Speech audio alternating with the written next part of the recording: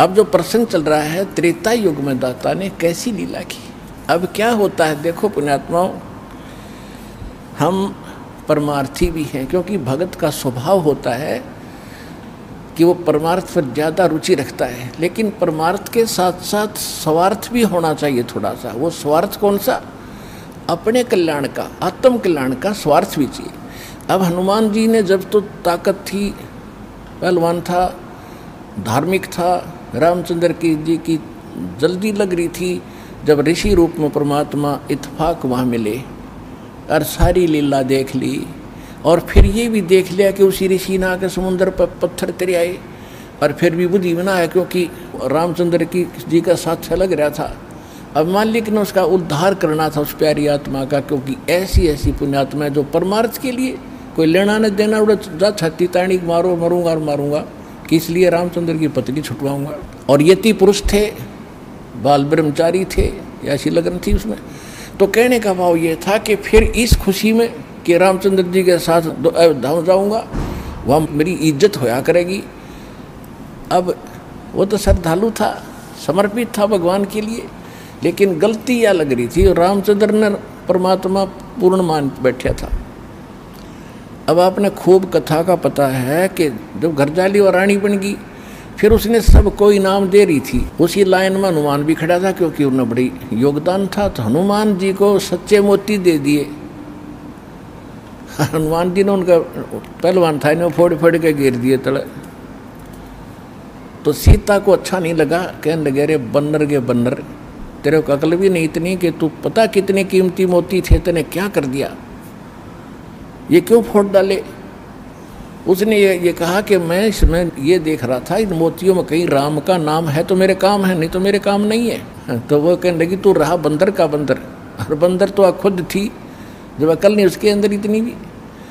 तो उसने उसको लताड़ दिया कि तू बंदर का बंदर है, तेरा ठिकाना यहाँ नहीं, तेरे तो जंगल में जाना चाहिए।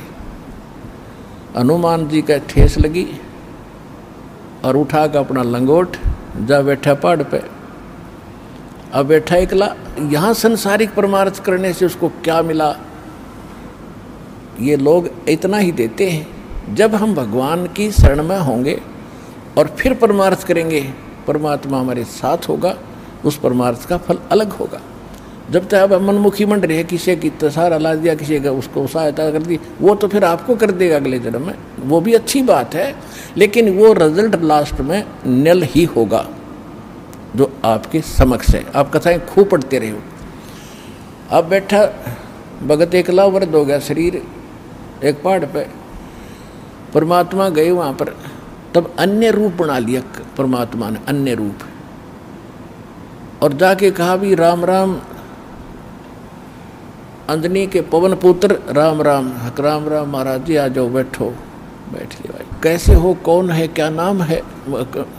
तूने बताया भाई मेरा नाम तो कोई है नहीं, मैं तो ऐसे भटक रहा हूँ और परमात्मा की खोज में लगा हुआ हूँ, ऐसे ऐसे मुझे, आप भगत आदमी हो, आपसे दो चर्चा करने यहाँ बैठ जाता हूँ, थोड़ी देर राम नाम की चर्चा कर लूँ। कहा करो करो। कल जब हनुमान जी ने गुण गाए कि 3 लोग के भगवान आ रहे, दशरथ के पुत्र घर में, रामचंद्र नाम उनका। परमात्मा बोले फिर भगवान ने आप क्यों छोड़े आए, वैसा बढ़िया राम था तेरा, तो भगवान के लिए तो भटक रहा है, और भगवान ने छोड़ा अयोध्या में, तो बैठा पहाड़ पे, फिर यह कौन सी समझदारी तेरी। अब हनुमान जी ने सोचा भाई बात तो बाबा जी ने काटेगी कही।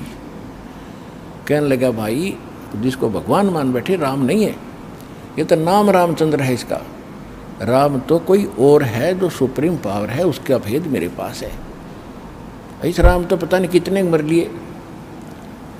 तब उसने कहा कि ये बात है बाबा जी और क्या था मुझे ऋषि जी वहाँ पर। तब परमात्मा ने वो रूप बनाया कि भाई मैं हूँ वही, तेरे लिए भटक रहा हूँ प्यारी आत्मा। चरणों में शीश रख दिया हनुमान जी ने कि महाराज जी मुझे ज्ञान बता दो। परमात्मा बोले अब थक लिया तू संसार से, देख लिया तेने क्या उपकार किया, तुझे क्या मिला वहाँ से, और उनको क्या मिलेगा वो फिर बता दूंगा, अब तेरे जचे को नहीं। सीता तो घर से निकाल ली जाएगी, रामचंद्र डूब कर मरेगा सरयू नदी में लास्ट में। इनकी ये हालत होती है यहाँ पर। अब जब तो हनुमान जी का सारी साची लगे ठीक क्यों उसका जूते लाग लिए वहाँ से। तब ने बोला महाराज वह सच्चा ज्ञान बताओ, मैं सारी सुनूंगा। सारा ज्ञान बताया कि मैं सीधा नो का मैं भगवान हूँ तो नहीं जचा कि मैं उस परमात्मा का संदेश लेकर आता हूँ, चारों युगों में आता हूँ। सारी कहानी सुनकर कति साची मान ली और फिर कहा कि जब आँखें देखूं कि अभी आप वहाँ से आते जाते हो तो तब कुछ यकीन हो। तो परमात्मा वहाँ से उड़े आकाश में और उसको दिव्य दृष्टि दे दी। हनुमान जी ना तो 1 किलोमीटर पाछे कुछ दिखा को नहीं। हनुमान जी देख रहे यहाँ से बैठे, वो ज्वालिए सारे लोग दिखे, राम कृष्ण नर के नीचे रह गए और वो पहुँच गए सतलोक में, वहाँ तक देख रहा है। फिर कहा कि महाराज वापस आ जाओ, मेरा पूरा विश्वास हो गया। तब वापस आ गए।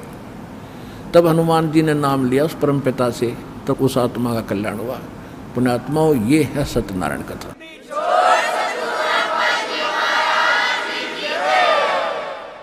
अब आपको कुछ श्रद्धालुओं के अनुभव सुनवाएंगे, ध्यान से सुनना।